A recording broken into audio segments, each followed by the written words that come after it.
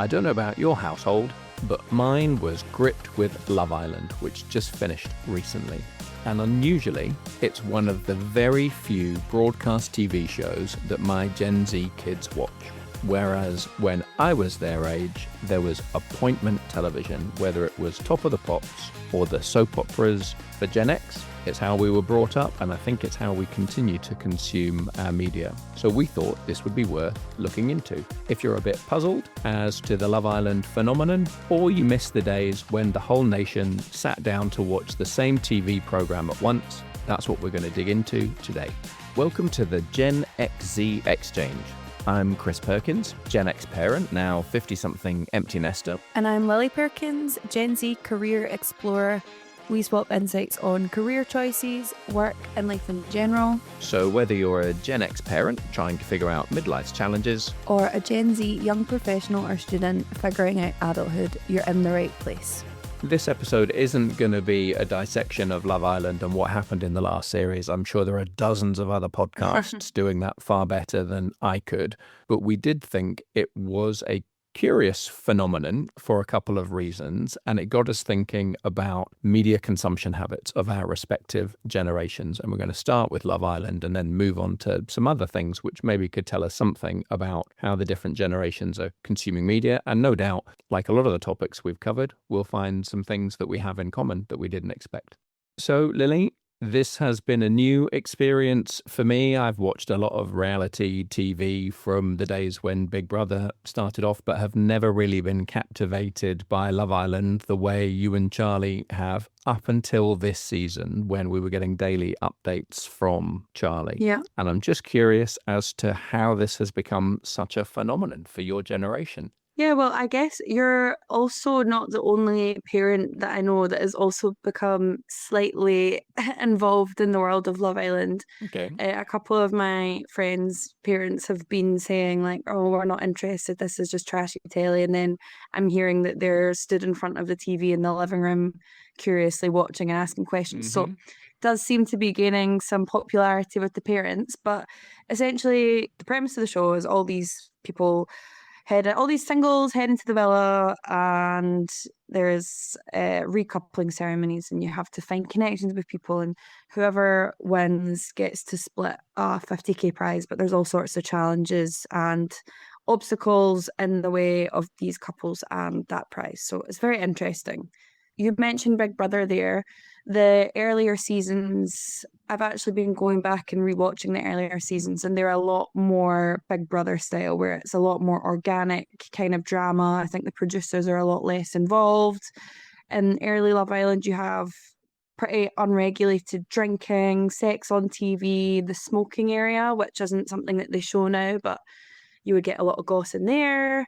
Whereas now it's kind of evolved into this influencer central high budget production. You know, Maya Jama's the hostess, she's very glam, and you have a huge audience. It's a pretty Gen Z heavy audience, but you do get a good mix of generations viewing it now. So the only other thing I can really relate it to in more recent times is Traitors, which Mum and I did watch and really, really enjoyed. Your generation, and I think most of the rest of the country, was really into that too. And the celebrity version maybe got a lot of people into it who hadn't watched the previous seasons. But it's unusual in that we don't really have TV programs on the main broadcast channels, which everyone watches, like we did when I was your age. I think it's interesting how things have moved on since then. I think the reason why these types of shows like The Traitors and Love Island have really become so popular is they kind of are a cross between a reality show but also like a game show. Like you're watching these real people develop real friendships and relationships, and then they're also going through these challenges, and it's kind of like gamified. So I feel like that's maybe a part of why there's like this bridging between the generations. Like you guys watched the Traitors and you really enjoyed it, but you're right, it's not like people are really watching. In my generation, I don't think people are really as invested in like soap operas and things like that anymore. But this seems to be the type of show that we can all kind of agree on and sit down to watch, I think. What is interesting is whether this path we're starting to go down is going to lead us to end up with things like Squid Game and Hunger Games. Is Yeah. that going to be the ultimate in game shows that everyone engages with? Probably. It seems like the stakes for these kinds of game shows and reality show crossovers are getting higher and higher, whether it's like money or your career or whatever. So, you know, I wouldn't write it off that we'll end up in some sort of dystopian Hunger Games reality. But Who knows? the underlying thing is that people get emotionally invested and people want to psychoanalyze the contestants and, you know, analyze the friendships and think about who's being fake versus who they think's genuine. And I think a lot of people in my generation, especially with it being so popular with young women, I think we see a lot of things that we've experienced in our relationships, whether it's romantic or friendships or whatever. We see that playing out on the screen, and it becomes quite easy to project or your experiences onto these people. And I think I've done the same with the Traitors and stuff as well. So I think that's probably another reason why we can all crowd round and have an opinion and something to talk about with these shows, because we're projecting our own experiences onto them. Yeah, you're watching and you're thinking, what would I do in that situation? How would Yeah, I definitely. behave in that situation? Or It's you're very just looking, cathartic. or you're looking aghast at people thinking, why have they just done that? Or why have they Exactly. just said that Exactly. in front of potentially millions of people, which is kind of crazy. I think one thing that struck me, what you were saying about getting emotionally invested and all of the kind of tests that they throw in there, Hmm. is we saw some of the bombshells, Yeah. people that come in partway through when people are coupled up, whose role Yeah. seems to be to deliberately be divisive. To stir things up and to Yeah. nestle their way into existing relationships. Yeah. Yeah, and I was saying to Charlie, I'm fascinated by the psychological profiling that must have gone on for them to select the contestants and Oh, then definitely. Yeah. select the bombshells who'll come in and shake things up. Absolutely. It's really interesting. Is there any discussion amongst how kind of emotionally manipulative it is? Because they're doing this deliberately when contestants perhaps are genuinely starting to feel something for each other, and then there are Hmm. these tests to try and pull them apart. And that maybe is a bit voyeuristic, but also I guess we can be really salacious and we like to watch all of that stuff. And, you know, it's like keeping the worst contestant in Strictly. You just love to see a disaster unfold in front of you. Is that an element to it? If it wasn't for the bombshells and the people who come in with the intention to step on people's toes, is a very common phrase. I'm not afraid to step on anyone's toes. Blah, blah, blah. Like, if it wasn't for these people, ultimately the show would be very boring if everyone just coupled up straight away and was like, oh, well, this is perfect and All I'm so happy happy. families. Yeah. But as the show has become more popular and people are able to build careers coming off of it, especially if they are someone that comes on and gets a lot of screen time because they're stirring things up and being, you know, annoying, stepping on toes, you kind of question, is this someone who genuinely has been watching this guy or girl at home and going, oh yeah, I really have the hots for him or her and I'd quite like to get to know him?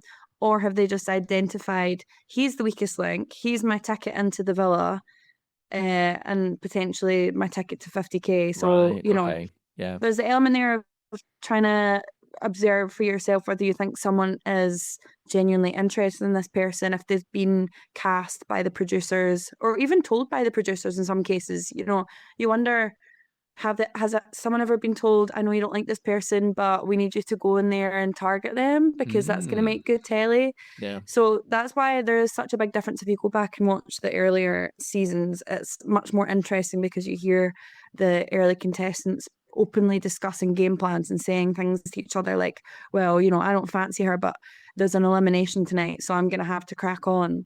Whereas now it's a lot more, people are kind of predicting what they think the public is going to want to see and what's going to get them the most votes from the public, because the public vote's a big element. How many seasons have there been now? Do you know? That was the 13th season just Wow. been.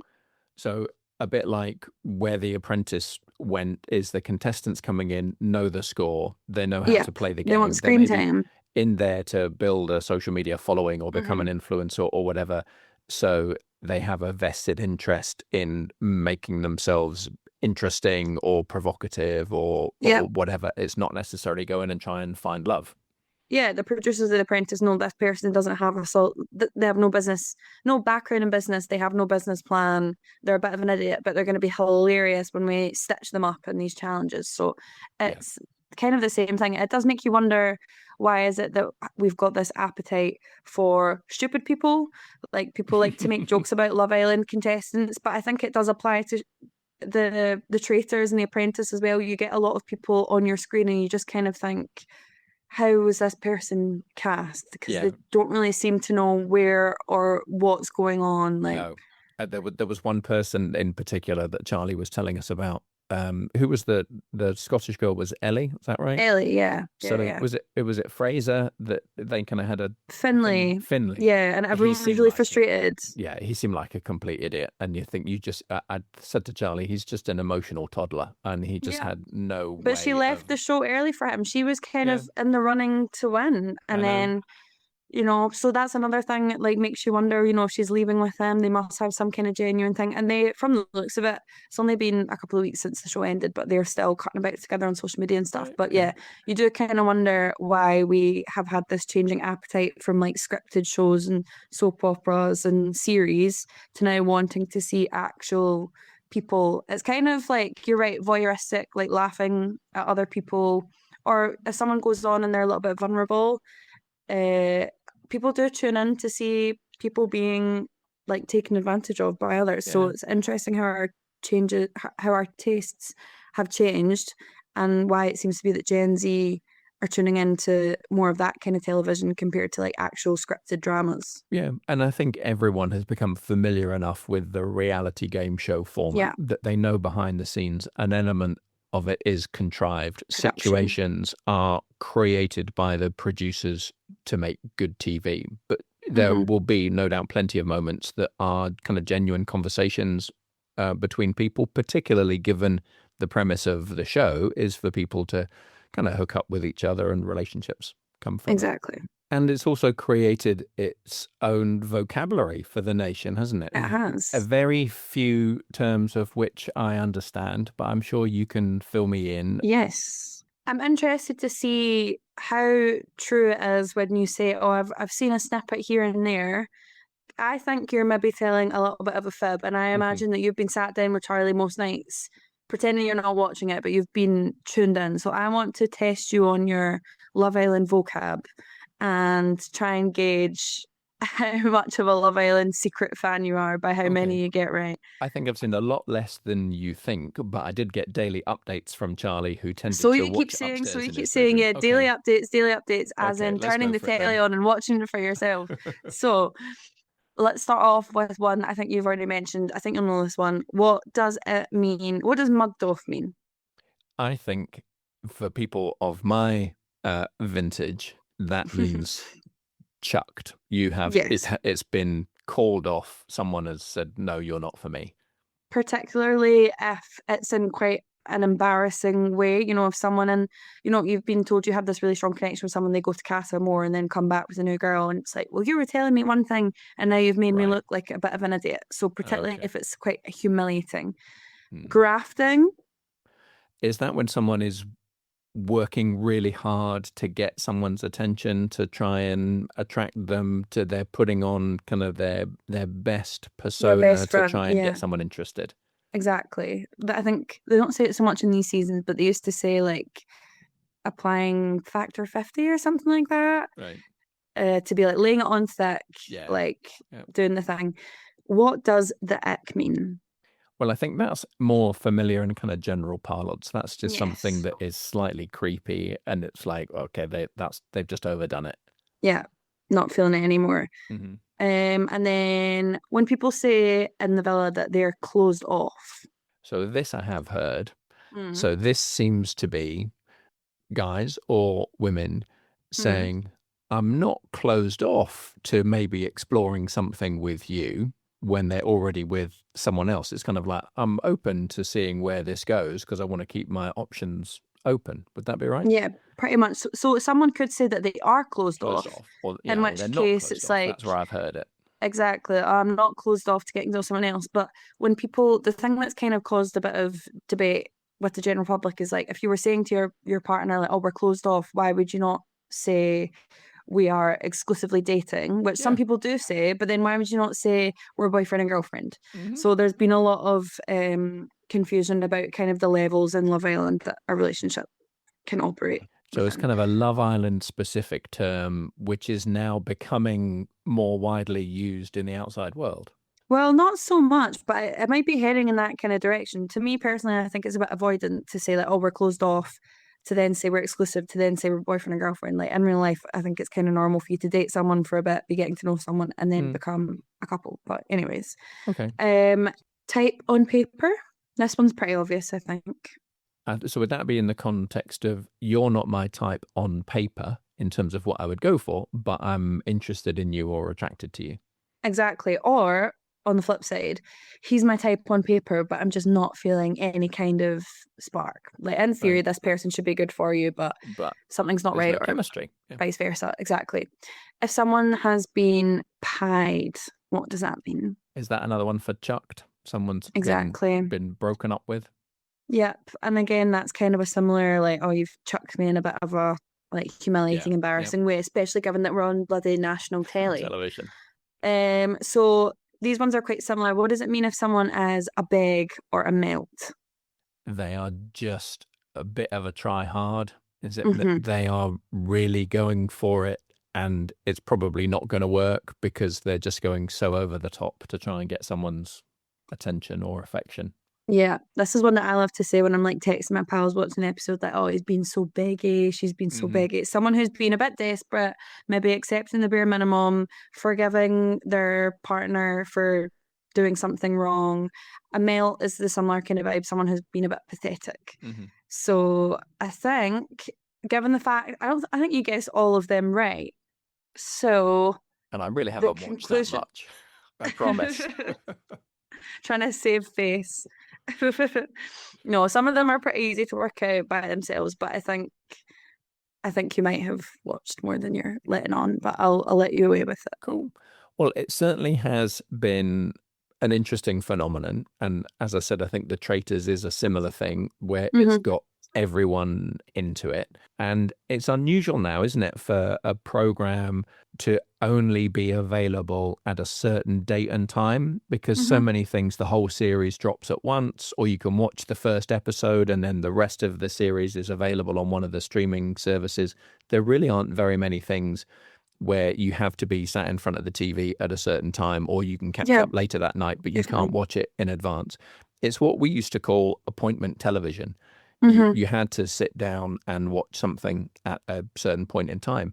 And that seems to be something that every now and again still gets everyone on the sofa in front of the television because they want to talk about it with their friends, either Don't want it to be live. spoiled on social media nowadays. You want to watch it in the moment. Yeah, you don't want to Yeah. see the spoilers. You all go through it together with your friends, or you're speaking to work colleagues about it the next day, all of that kind of stuff. It is that daily or weekly ritual, which we just don't seem to have otherwise. It's becoming Yeah. increasingly rare.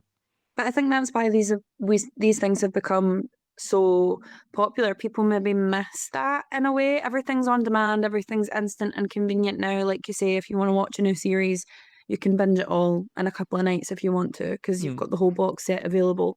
But for this kind of show, you want to be involved in the conversation. It's almost like a ritual. Like you're sitting yeah. down at the same time every night. I quite enjoy the routine. Like if I'm free at 9:30 on a weeknight, it's quite nice to be able to sit down before bed, chill out, have some popcorn, watch some naff telly, and then also coming online and seeing what other people are saying about my favorite contestant, my least favorite contestant, seeing all the Hmm. memes, seeing all the clips and the drama and all the rest of it. I think people are kind of like craving that shared experience and being part of the conversation. And now that we have social media, it's not just like, oh, you're chatting to your neighbor about, the like soap opera episodes last night. You're Yeah. seeing the views of millions of people all over the world.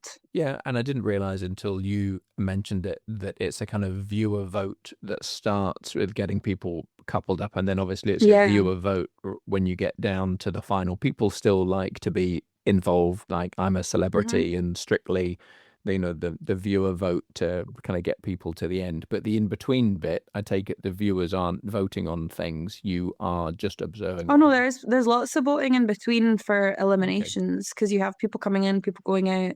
So that's another part of it. All the voting, whether it's from the contestants or, mostly the public, that creates a lot of hype. And I think that's what people want to get involved with. Yeah. I think what is interesting around the fact that it is a daily thing for Love Island, it's appointment television, is that because the norm is that everything is available on the streaming services. Like when we'll talk to our pals about what are you watching, and you're having conversations, swapping tips about, good shows. When you find something that someone else is watching, you have to start by saying, how far along are you? Yeah, Because you don't want any spoilers. If you're on to season 4 of something and they're still on season 1 or 2, or you've got to think about what happened. What can I talk to them about from what they know without giving things away. anything away, rather than everyone is watching it at the same time.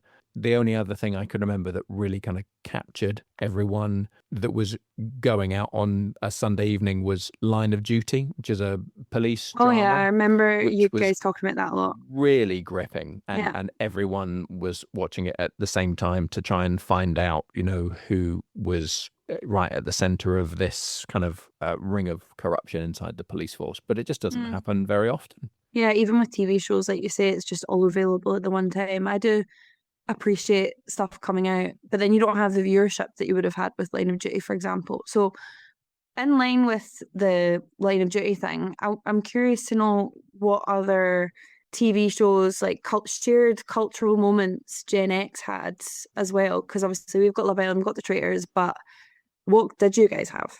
So probably the biggest thing as kids, as teenagers, was Top of the Pops. Yeah, I've heard you talk about Top of the Pops. Thursday, 7:30 p.m. Yeah. Half-hour program. This was before MTV and all of that. Half an hour. Half an hour. Everyone sat down to watch Top of the Pops, to see the charts, and you'd see maybe half a dozen acts. That was the only music that was really on television. There was another program called The Old Grey Whistle Test on BBC Two for more sort of indie acts. So this was in the days before MTV, when you just have like a constant 24-hour stream of music. Yeah, there was none of that. There was no cable, no satellite. I mean, I can remember the days when there were only 3 televisions. Oh, three.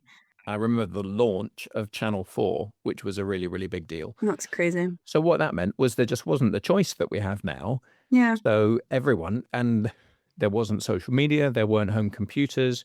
The gaming console thing was really only just getting started. So there wasn't a lot to do. The whole family tended to sit down and watch television in the evenings. Well, I think that's interesting. When you talk about the fact that my generation doesn't really seem to like sit down and watch broadcast TV anymore, I almost feel like for me, you have like the decision fatigue side of it, because there is so much choice now. Yeah. I feel like it's almost like a mental effort to like go through the TV guides and try and pick something to watch. Even with streaming services now, there's so much on there, and so much of it is just total crap or slop, that I would honestly quite enjoy just having 3 channels to choose from now. And if there wasn't anything on that I liked, I just would go and do something else. Whereas now it's like rubbish. Yeah, if you were a commissioning editor at one of the 3 or 4 TV channels that we had, everyone was vying to get their programs made. So the commissioning editors could be really fussy, and you would hope they would choose the best stuff. So there was a lot of stuff that just never got made. Whereas now you can probably find someone to pick up just about anything. And all of the streaming services just want content. They only need a few hit shows. Everything else can be slop. Filler. Because when you switch on the home screen and you've got a menu of hundreds and hundreds of shows to look at, it looks like it's an amazing service and it's great value for $9.99 a month or whatever. Whereas when it was just 3 national broadcasters, they were able to choose kind of the best of the best. So I guess the other big things were the soap operas. So Coronation Street, EastEnders, and then Brookside came along on Channel 4. That was a bit different, aimed at a younger audience. So everyone watched the soaps. There was a time for years before we had kids when Mum watched all of the soaps, and therefore I would watch them with her. So they were 2 or 3 times a week, always the same time, the same evening. And she's always loved a bit of crap telly, hasn't she? Well, some of them actually are really, really good writing, good acting, good production. Some of the soaps have done some amazing storylines that Yeah. have really shifted how people have thought about things like AIDS and Or addiction. yeah, Yeah. domestic abuse, Yeah. because they've got an audience, they've got a platform, and that doesn't happen so much now. Yeah. And then there were other big things like, Live Aid, which were amazing. It was just a one-off thing. Everyone stopped and watched. Yeah. Eurovision. I think some of those, like, I know you've mentioned the soaps back then were probably a bit better than they are now, but for some of the ones you've mentioned, like Top of the Pops, for example, I think it's kind of ironic that Gen X have such an issue with reality TV, and they are always talking about how it like makes you stupid to watch these shows, when I can imagine some of these shows that you guys had being probably equally ridiculous and having equally like vapid or stupid themes. Do you know what I mean? They would have a mix of artists on, but if you think really the only music programming was half an hour on a Thursday evening, and everyone wanted to be on Top of the Pops, because if you performed on Top of the Pops on Thursday, Yeah. you would sell more records on Friday and Saturday, and then the charts were compiled. It could shift the course of an Your artist or career. even a song, just having a Top of the Pops performance, because millions of people watched it. But then again, that's the same with the same with Love Island. Like if you go on and act maybe a bit sicker than you are, or if you Mhm. go and act like more of a drama starter than you are, that has potential to give you hundreds of thousands, if not millions of followers, and then you can start your own hair brand or your fashion line or whatever. So it's a similar kind of premise. People know how to play the game. Well, I guess in that respect, sometimes not a lot's changed. There were No. moments on Top of the Pops, like when Boy George and Culture Club first appeared and everyone was taken aback. There were moments in the soaps. I remember like the first lesbian kiss pre-Watershed was an incredible moment. It's what you would now call going viral. It Yeah. was a moment everyone spoke about because it was groundbreaking. And I guess it still happens. It just could be Love Island or it could be someone on TikTok. Mm-hmm. Let's talk a bit about how we discover new things, because I think we probably have different approaches to that. So for Mum and I, it's probably a bit of browsing, and obviously the streaming services say, if you liked this, you'll probably like that. So you watch them, but a lot of it comes from conversation with our friends. What are you watching? What would you recommend? Because there is so much to choose from. You're looking for something where you've maybe got personal recommendation. How does it work for you? How do you decide what you're going to watch or maybe who you're going to follow? For me, I do generally trust your guys' recommendations, and it's normally things that you've been recommended from your friends. But because there is so much stuff out there on every streaming platform, every TV guide, whatever, I feel like I usually like to do a bit of research before I start watching something. So that is usually through like social media. Can I find a little clip or like a advert on YouTube? Can I go on Reddit or Letterboxd? Is really popular Oh, okay. for films. Hmm. So I'll maybe go and see what people are saying on there because I'm quite fussy. And if I'm sitting down to watch a film, especially if it's like a 2 hour long commitment, I want to make sure it's something that I'm going to enjoy. Yeah. So social media, going and watching a clip or two to see if it would be my kind of thing, like verifying that on these review apps and websites as well. Whereas I think for you guys, it is mostly recommendations from friends. Yeah. And a bit of browsing and Yeah. seeing what's getting talked about. How long do you give something before deciding whether to commit to it? So if it's like a series, which is several episodes, several seasons, how long do you give it before you think, no, this isn't for me, or this is worth sticking with? If it's a series, I'll give it to the second, maybe third episode. I never judge it by the first episode because I think the first episode can usually, be it's like a pilot or they're just trying to like set the scene.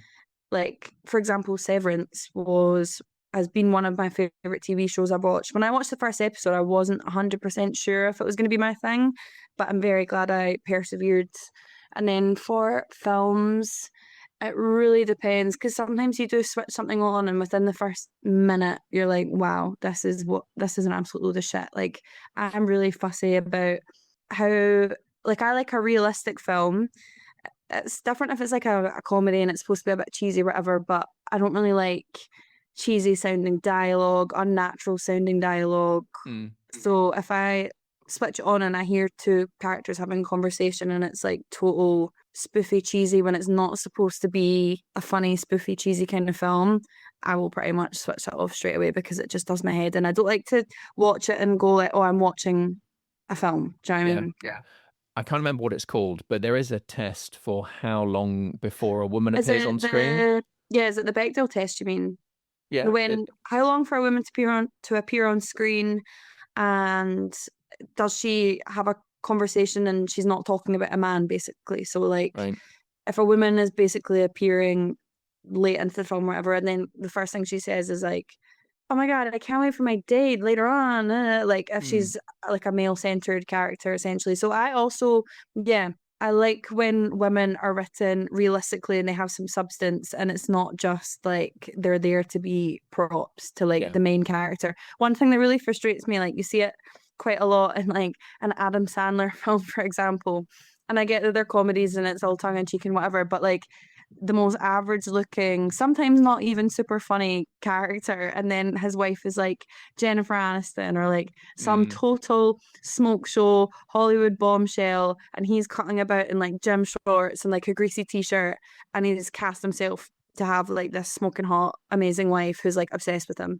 That's one thing that definitely takes me out of it too. So yeah, Bechdel test and how the women are written. Yes. In real life, we would say he is punching above his weight. Exactly. She wouldn't touch him with a 10-foot pole. But in those kind of movies, the male character thinks it's totally normal to have Exactly, some. especially if he's, producer, writer, director. He's like, let Yes. me What a just cast. coincidence. Yeah. Uh-huh. Yeah. So that too. How long for you? It's interesting what you were saying about whether something is a slow burn. And do you Mm, remember Schitt's Creek getting us through lockdown? yeah, definitely. Yeah, yeah. And that took a few episodes for us to get into it. And Yeah, then it was just compulsive viewing all the way through to yeah, the end and quite sad when it finished. yeah, So I think the days of me watching a 22 episode season are long gone, like yeah, Mad Men, which was great at the time, but like 6, 8, 10 episodes is great. And I'll give it a couple of episodes to warm up. I think they try and pack a lot into the first episode to get you to watch the second episode. yeah. By the second or third episode, I'm not into If the you're not characters feeling or the it. story. Thing. No, I'm not going Yeah, to yeah. spend any more time on this. Me too. And with movies, I think there's only one. I've never walked out of a cinema when I've been to see a film. There's only one movie I think I'd stopped watching, which was Memento, because it was just so mind bending. 20 Mm, minutes in, I didn't lost the understand plot. it. I thought I Yeah. can't. Maybe it was just I was in the wrong frame of mind, or it was late at night. I was talking about it to a work colleague earlier today, actually. I might go back and rewatch it and give it another go. The only other film I nearly walked out of is a film called Do the Right Thing. It's a Spike Lee film. And for the first 80 or 90% of it, it's just so boring. I'm like, Yeah. what is about the hottest day of the year in New York? It's set in the Bronx, I think, and nothing much happens. Yeah. If you're going to do a film where nothing happens, there needs to be something going for it. I like that type of film. But then something does Does happen, happen. and Yeah. the ending is amazing. I quite enjoy a film like that. I'm quite happy to sit through quote unquote boring, but if I'm like drawn in by like the dialogue, if I think there's like really nice realistic dialogue or like the costuming and the set design is interesting to look at. But yeah, I think the only film that I've been tempted to walk out of the cinema was that Bob Dylan film with Timothy Chalamet. I just thought that was absolutely rubbish. I don't understand all the hype that got and all the Mm. praise that Timothy Chalamet got for that. I thought it was a load of crap. But Talking of discovery, mm, another thing I'm curious about is how you discover what's going on in the world, news-wise, because you're pretty well informed and pretty mhm. well up on things. But I don't think you consume mainstream news the way that Mum and I, Gen X, does. So we will No. typically have BBC News or we might watch Sky News. We are on the apps for some of the main newspapers, although we haven't bought a Yeah. print version of a newspaper for a long time.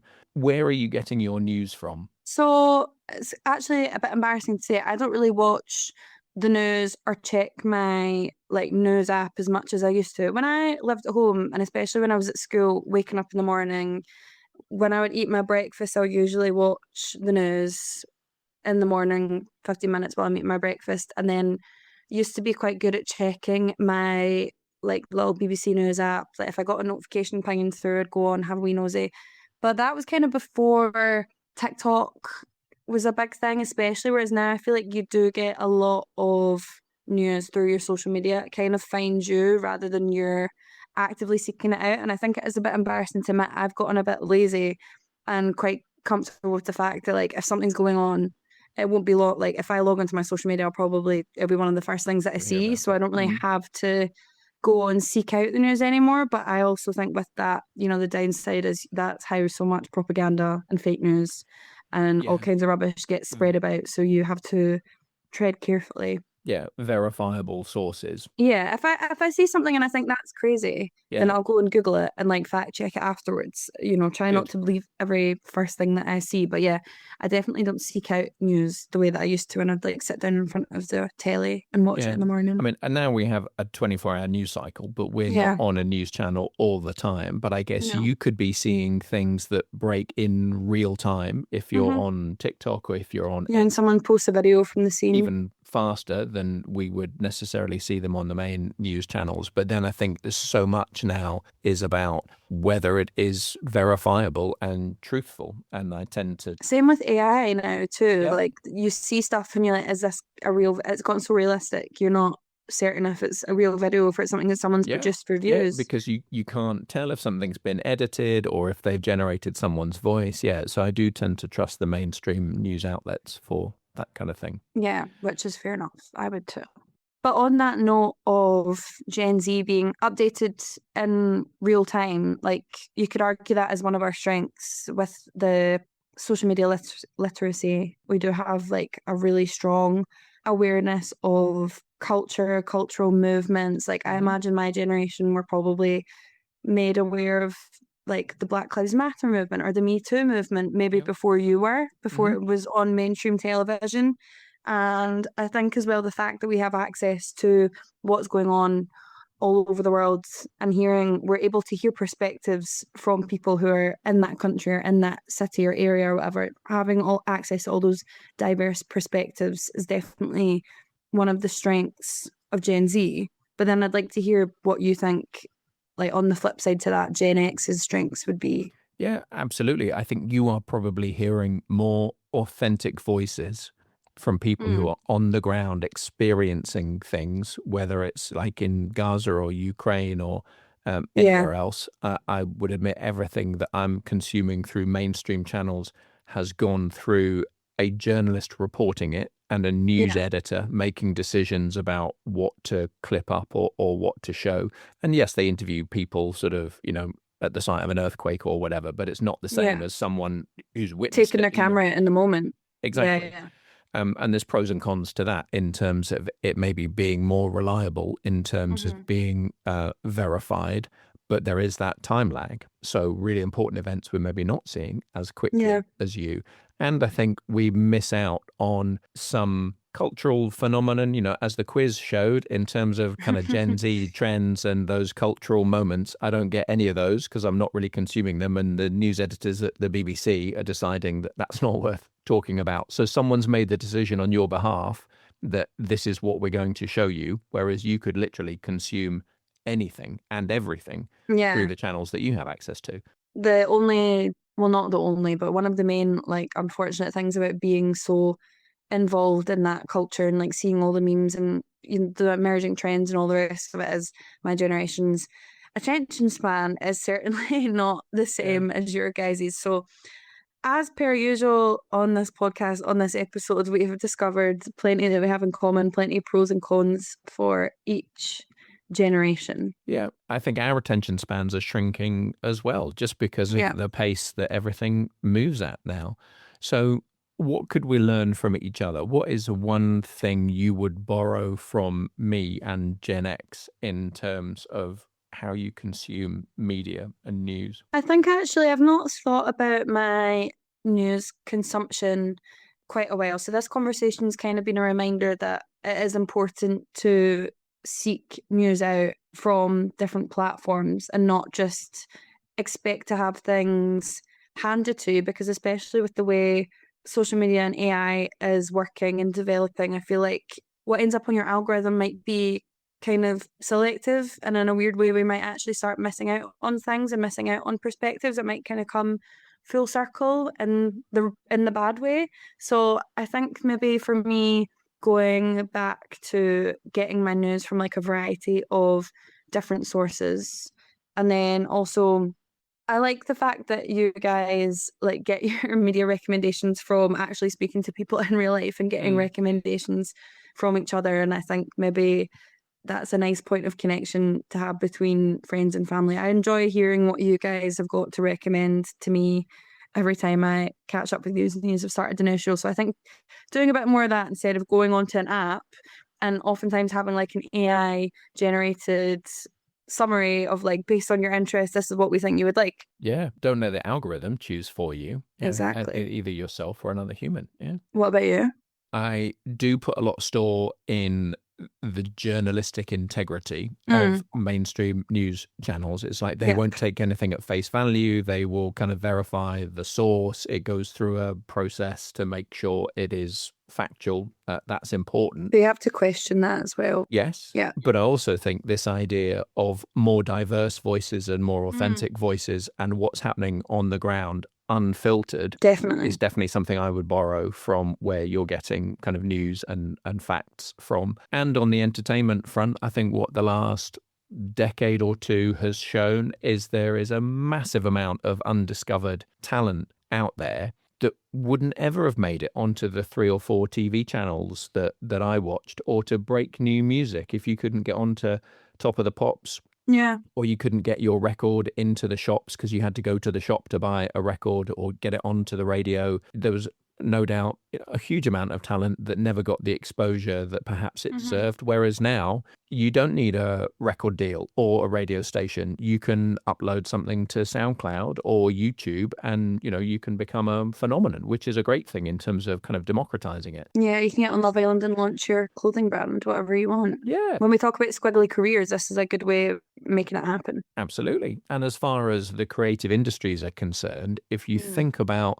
the number of script writers and camera and sound operators and costume and makeup people that all of the streaming channels now need for all of the stuff they're putting out, it creates huge opportunities in the creative industries until we reach the point where everything is AI generated. And I hope we don't reach that point for a very, very long time. Or ever. There are lots of opportunities for people to be creative, which just didn't exist when it was kind of a closed shop, when you only had a few TV channels and a couple of big radio stations and you would go to the cinema to watch a film, because now it's kind of everywhere. Yeah, it's a really interesting point. I like that. Thank you. You're welcome. So we started off talking about Love Island, and that undoubtedly has been a cultural phenomenon, and I'm sure there will be more to follow, and there could be other programs that will get millions and millions of viewers. I think what I take from this conversation is it'd be worth engaging in some of that a bit more to broaden my horizons in terms of kind of what's going on. Certainly understand things from your perspective and pay a bit more attention to voices that I wouldn't otherwise hear out with the kind of mainstream media, which is what I was brought up on, which is what I still habitually consume. Yeah. How about you, Lil? For me, like I said, just being a bit more intentional about seeking out information rather than relying entirely on what the algorithm's going to show me, and getting back into that practice of just not like believing everything that I see on my feeds and investigating things a little bit more. So yeah, being more intentional. I feel like I end up saying that quite a bit at the end of our episodes. I just need to be more intentional about it quite a lot in my life, but don't we all? Indeed. So there we go. Well, if you've enjoyed this conversation, please do give us a 5-star rating or write a review for the podcast. That helps it get out to more people, and we always really value the feedback. For our next episode, we are going to be talking about sabbaticals, not just extended holidays, but actually taking a big period of time off and doing something intentional with it. So listen out for that one. Thank you for listening to this episode of the Gen X Exchange.